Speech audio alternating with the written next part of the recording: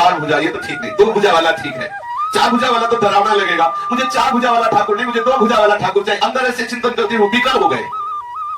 जब रात्रि में सोए तो भी यही सोच रहे थे कि दो भुजा वाला कितना सुंदर, जैसी ध्यान बताया गया, जैसा उनका सौंदर्य बताया गया, ये चार भुजा ठीक नहीं। तो स्वप्न में देखा पहली बार कि श्री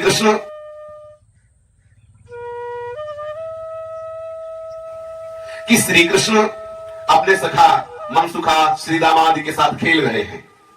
देखते कि जैसी हमें पिताजी के समीप भागवत चर्चा सुनने को मिली, जैसी छवि थी वैसी, लेकिन दो भुजा इसके, ये बात बन गई, ये मेरा यार ठीक रहेगा, ये मेरा मित्र थी, इसके चार भुजा ले, ये ठीक रहेगा। और खूब आनंद पूर्वक श्री दामा इस दो कृष्ण आदि सखाओं से प्रभु खेल रहे हैं। और देखा कि उन्होंने बुलाया, ओम प्रकाश जी ने देखा को बुलाया कि तुम भी हमारे साथ खेल आकर के। वो भी श्री कृष्ण के साथ खेलते रहे। और खेलते खेलते भगवान श्री कृष्ण चंद्र उनसे कहते, चार भुजा वाला भगवान तुझे पसंद नहीं, देख दो भुजा वाला मैं तेरे पास हूं कि नहीं।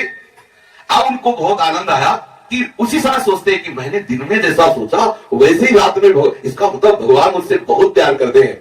फिर इतना सोचते ही भगवान ने उन्हें क्षीर सागर में पहुंचा दिया अपने साथ। तो वहां देखा चार भुजा वाला शेषनाग पे सोया है। तो चिल्ला पड़े, नहीं नहीं मुझे ये पसंद नहीं, ये ठाकुर पसंद नहीं, मुझे आप वाला स्वरूप पसंद है जो आप हमारे सखाओं के साथ खेलते श्री कृष्ण से उसी समय कहा मुझे यहां से ले चलो, मुझे चार भुजा वाला सांप पे सोया हुआ ठाकुर पसंद नहीं, मुझे तो ऐसे खेलने वाला ठाकुर। छोटे बच्चे हैं।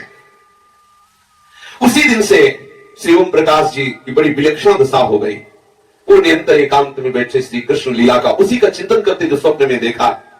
अन्य लोगों को इस बात का कुछ पता नहीं कि बालक गुमसुम क्यों रहता है। बड़ी तीक्ष्ण बुद्धि थी, बड़ा निर्भीक स्वभाव था और बड़े तेजस्वी थे। बीच बीच में इनकी प्रखर बुद्धि की प्रतिभा का प्रभाव सबको पता चल जाता।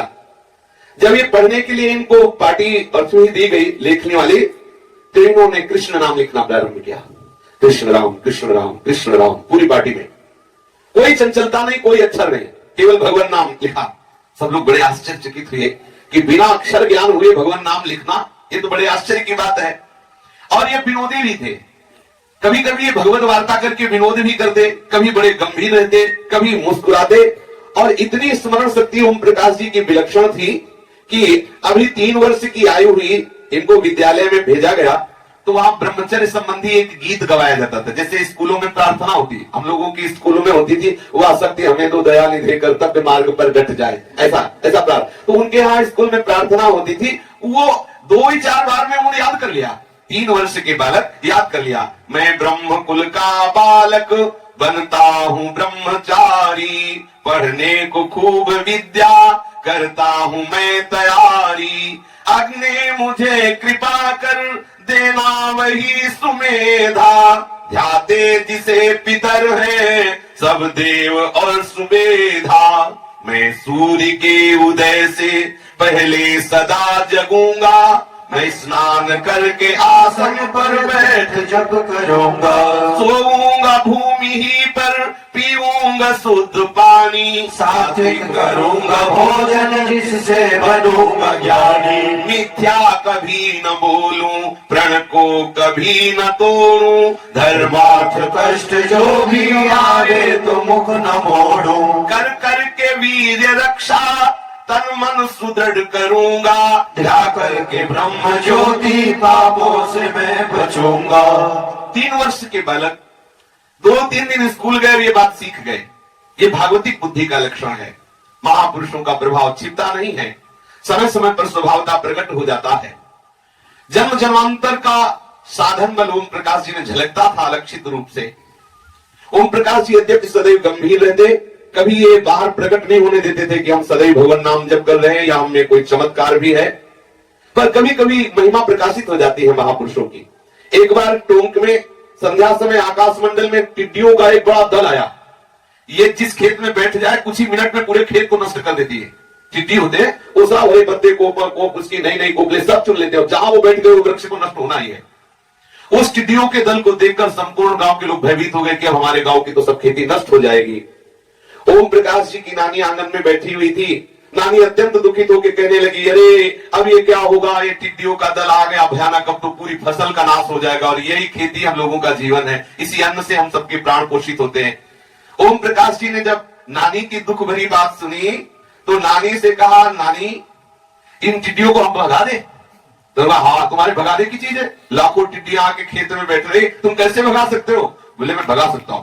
कैसे भगा सकता हूं ये बात नहीं बताऊंगा, लेकिन मैं भगा सकता हूं, अभी अभी से भगा देता हूं। इतना कहकर ठाकुर जी का जो घर में सिंहासन था, वहां सामने जाके बैठे और ध्यानस्थ एकदम हो गए। कुछ समय तक ध्यानस्थ होने के बाद एकदम मुस्कुराते हुए आए और आकर के नानी से कहा, नानी पूरे एरिया में दिखवा लो, एक भी टिड्डी नहीं मिलेगी। ऐसा ही हुआ, सब खेतों में जाकर के सब जगह देख, कोई टिड्डी नहीं, जहां लाखों टिड्डी आई थी सब उड़ गई।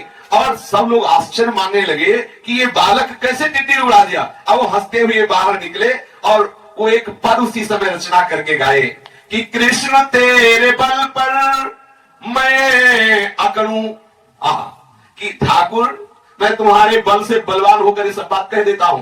कृष्ण तेरे बल पर मैं अकड़ू, उड़ता पंछी देख मनोहर, कहूं मैं नीचे आजा, आता है या नहीं कि तुझको वहां आए मैं पकड़ू। कृष्ण तेरे बल पर मैं अकड़ू, देखो बालक है, ये महापुरुषों की महिमा हो। उसी समय उन्होंने पद रचना की कि हे श्री कृष्ण, मैं तेरे बल पर अकड़ करके रहता हूं, तेरे बल पर ही उड़ते हुए पंछी को आदेश कर दूं तो नीचे आ जाएगा। ये विश्वास देखो।